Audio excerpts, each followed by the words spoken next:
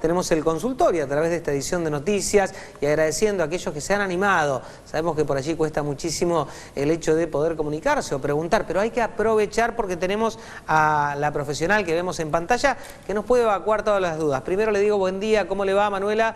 Bienvenida a esta edición de noticias y gracias por acompañarnos en esta intención de ayudar a la gente a través de sus respuestas. Hola Joaquín, ¿cómo estás? Buen día a toda la audiencia también. Y sí, muchas gracias por animarse a preguntar, ¿no? A dejar sus preguntas, sus dudas, sus comentarios. Y bueno, y vamos a empezar, si le parece, con esta primera pregunta que nos han dejado. Esperemos que con el tiempo se pueden comunicar al teléfono de la producción o al teléfono que aparece en pantalla, que es de Manuela, y también dejan las consultas para que nosotros después las hagamos aquí en vivo. Vamos a la primera pregunta, en este caso que nos ha llegado. ¿Cómo influye el miedo y la sobreinformación con respecto a la maternidad? Buenísimo, Joaquín. Está buenísima esta pregunta y si vos me permitís, la voy a responder en dos partes. Por un lado, la cuestión del miedo, ¿no? Yo te diría que sería extraño que el miedo no aparezca.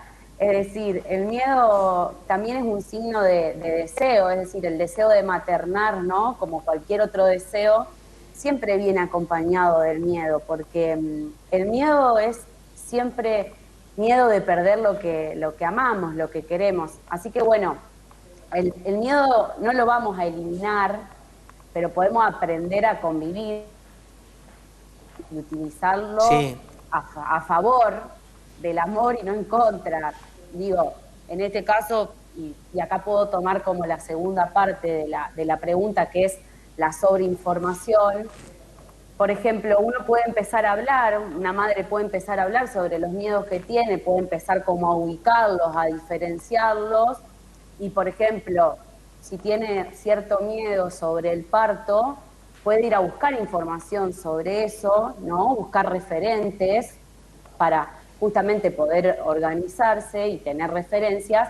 Pero bueno, ahí también hay que estar atentos y atentas a dónde vamos a buscar esas referencias y esa información, porque también podemos encontrarnos, ¿no?, con discursos que alimentan el miedo en vez de organizarlo. Digo, organizar en el sentido de que, bueno, al fin y al cabo se trata justamente de organizar el miedo para que el miedo no te termine organizando a vos, ¿no? Porque si no te impide disfrutar el paso por la maternidad. Exactamente, bueno, y a partir de este disparador también pueden hacer las consultas después ya personalmente, recordar que ella atiende en forma virtual, está el teléfono de Manuela, que es el 44 34 61, para seguir evacuando dudas. Bueno, vamos a otra pregunta que nos ha llegado, si le parece, señor director, así aprovechamos este consultorio y recuerden que en el teléfono de la producción, después publicamos en redes sociales. ¿Es normal que no tengamos ganas de juntarnos o de salir? Digo, que no sentimos mejor estando encerrados. Digamos, esto tiene que ver todo con la pandemia, que me imagino que será una pregunta que le deben hacer cotidianamente, como que hay un miedo a salir o a juntarnos. Está buenísima, como vos decís, la pregunta, pues está bien acorde al contexto, ¿no? Sí. En principio, estaría bueno hacer como una precisión respecto a la idea de lo normal y lo patológico. ¿Sabés qué, Joaquín? Y esto de paso se lo cuento a la audiencia también. Yo sigo un gran lector, investigador y un teórico que quizás algunas personas ya lo conozcan, se llama Sigmund Freud, y él fue uno de los primeros que advirtió de alguna manera que la línea entre lo normal y lo patológico es una ilusión. Incluso Freud escribió un libro que se llama Psicopatología de la vida cotidiana, que plantea justamente que hay fenómenos en la vida cotidiana, como los sueños, cuando nos olvidamos de un nombre propio, cuando queremos decir una palabra y decimos otra. Y todos esos fenómenos, Freud los denomina los fenómenos de la psicopatología de la vida cotidiana porque tienen la misma estructura que tienen los síntomas que él escuchaba en sus neuróticos, ¿no?, en los pacientes que llegaban al consultorio. Bueno, haciendo ya esta precisión que me parece fundamental porque es importante delimitar justamente que el punto no está en si es patológico, sino en cuándo para cada uno y cada una lo que está sucediendo se convierte en un problema o en una pregunta, ¿no? En ese sentido, también escuchemos cómo plantea la pregunta este o esta oyente, ¿no? Dice, seguir encerrados, ¿no? Y bueno, el otro día hacía yo mención un poco a esto de la pandemia, porque, a ver, no podemos desconocer que la pandemia reestructuró la forma de relacionarnos con los otros, con las otras, pero no es que se terminaron las relaciones, ¿sí? Quizás se trató de que nos las arreglemos para continuar hablando y encontrándonos con otros y con otras que queremos. A medida de que nos quedemos en casa para cuidarnos y cuidar a los otros, no significa que la relación con el afuera se haya terminado, sino que quizá hay que reinventar esos modos de relacionarse. Y bueno, también por otro lado, la palabra en sí,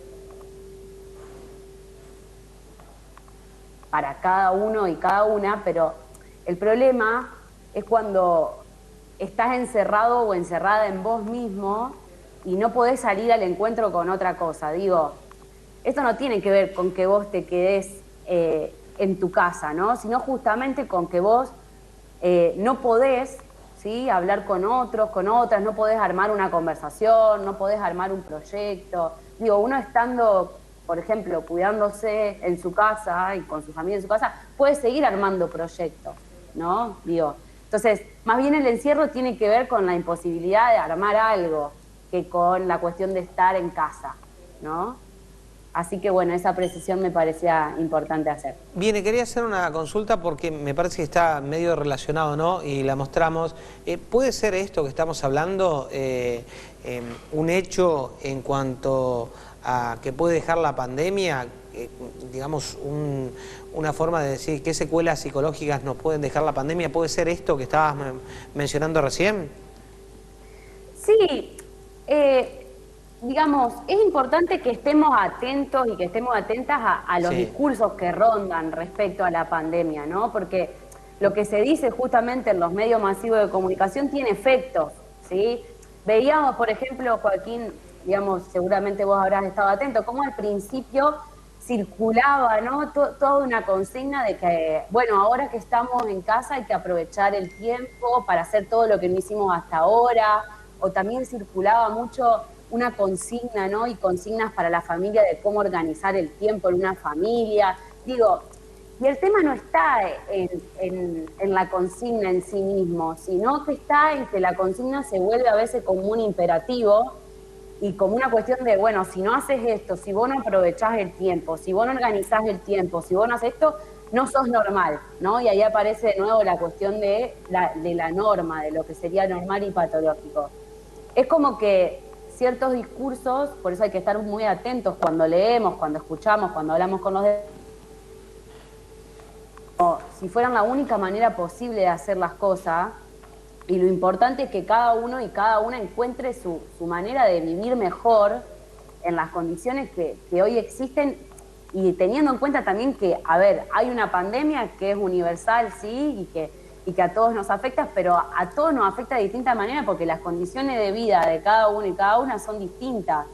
Entonces, el punto está en que todo va a estar en relación a las palabras que usemos, ¿sí? Porque como conclusión, digamos, podríamos decir que, por supuesto que la pandemia tiene consecuencias en el psiquismo de cada uno y cada una de nosotras, pero hay que ver con qué palabras nombramos esas consecuencias, porque si hablamos de secuelas, puede ser muy dañino e incluso puede ser que hablar desde ese lugar en sí mismo ya produzca las secuelas, ¿no? Digo, parece una paradoja, pero lo que quiero decir es que hablar de un problema ya es estar dándole forma a un problema. Por eso es importante cómo nombramos las cosas que nos pasan, digamos. Porque nombrar un problema ya es estar interviniendo en ese problema. O sea que si ya lo nombrás de determinada manera, ya estás haciendo algo con ese problema. Bueno, Manuela, ha sido muy interesante charlar con usted. Le volvemos a decir a la gente, sabemos que por allí es muy difícil el hecho de que la gente pueda mandar algunos mensajes. Se han animado, ojalá se empiecen a animar porque este consultorio lo tenemos a través de la tele gracias a su tiempo. Está el teléfono de la producción 44 34 61. Ella atiende en forma online, así que hay que comunicarse. ¿Queda algo más por mencionar, Manuela? No, Joaquín, a menos que tengas alguna otra pregunta. No, ahora no tengo otra pregunta. Buenísimo. Bueno, esperemos, ¿qué horarios está atendiendo? O sea, para consultar con ustedes, le mandan un mensaje de WhatsApp y allí pueden ir coordinando. ¿Cómo está trabajando? Sí, que me escriben un WhatsApp y coordinamos un turno. Vamos organizando en función de la agenda y también de la persona que consulta, ¿no? Bueno, y ojalá que este espacio pueda quedar por mucho tiempo porque nos sirve y le sirve a la gente también. Así que, Manuela, muchísimas gracias, que tenga un excelente cierre de semana y en 15 días nos volvemos a encontrar nuevamente. Bueno, Joaquín, muchas gracias a vos y a la audiencia. Espero próximas para el próximo jueves.